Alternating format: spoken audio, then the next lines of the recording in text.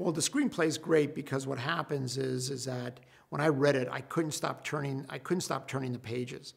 And what's interesting about it is that the suspense in the movie comes from what are these characters going to do and what's going to happen to these characters. It's not like there's a ticking bomb or a meteor is going to come and destroy the earth or suspense in that regard. It's like we're there not understanding what these characters are going to do from scene to scene to scene.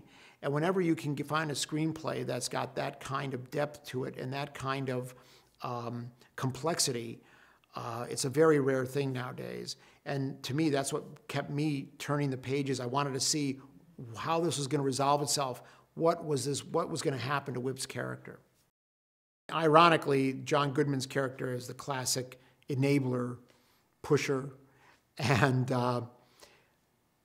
he has the most comedy in the movie, and he is a comedy release, but there's a lot of irony in it because he's basically, maybe you might consider him the most dangerous character in the movie, but there's a truth to his character, and anytime there's a truth to anything, that's where comedy comes from.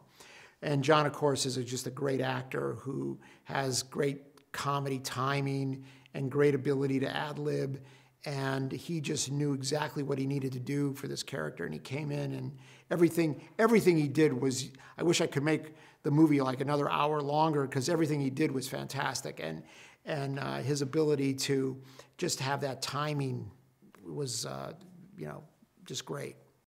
The way Denzel and I talked about how he would react to Don Cheadle's character is that Whip doesn't like him, yet he's there to save Whip. But they don't like each other.